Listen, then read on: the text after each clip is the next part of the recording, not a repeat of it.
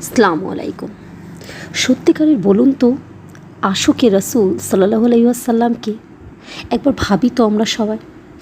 আজ নবীর নামে আসছে বিরিয়ানির প্যাকেট, গাড়িতে লাইটিং জ্বলছে, মাইকে গজল, কিন্তু বুকে আমাদের সুন্নাহ নেই।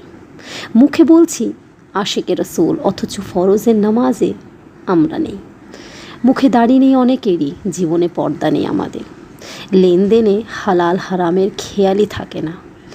যে সাহাবীরা নবী সাল্লাল্লাহু আলাইহি ওয়াসাল্লামকে জীবনের থেকেও বেশি ভালোবাসতেন, তারা তো কখনো কোনো জুলুস করেনি। তারা ভালোবেসেছেন রক্ত দিয়ে, জীবন দিয়ে, সুন্নাহগুলো মেনে। নবী দিবসে একদিন লাফালাফি করাই তো ভালোবাসা নয়। বছরে 365 দিনই যদি তার দেখানো পথে আমরা চলতে পারি, তারই নাম ভালোবাসা, তাই না? নবী সাল্লাল্লাহু আলাইহি ওয়াসাল্লামকে খুশি করতে চাইলে ডিজে নয়, দরুদ পড়তে হবে, সালাম পাঠাতে হবে ওনাকে। জুলুস নয়, সুন্নতকে জিন্দা করতে হবে। সত্যি আমরা হারিয়ে ফেলেছি আমাদের সেই সুন্নতগুলো, সেই আদবগুলো। এখন বেয়াদবির পথে আমরা সকলেই।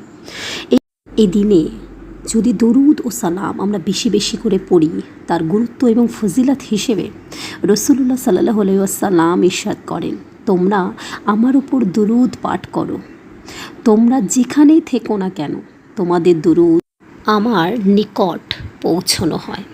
উনি এও ইরশাদ করেন যে কিয়ামতের দিন ওই ব্যক্তি আমার সবচেয়ে নিকটে থাকবে যে আমার উপর বেশি বেশি দরুদ পাঠ করবে।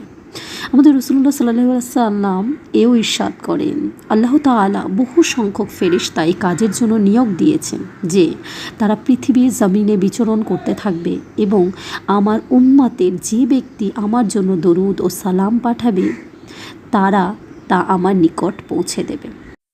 হযরত ইবনে আব্বাস রাদিয়াল্লাহু আনহু থেকে বর্ণিত আছে যে ফেরেশতাগণ নবীজি সাল্লাল্লাহু আলাইহি ওয়াসাল্লামের নিকট প্রেরণকারীর নাম উল্লেখ করে তার দরুদ ও সালাম পেশ করে থাকেন।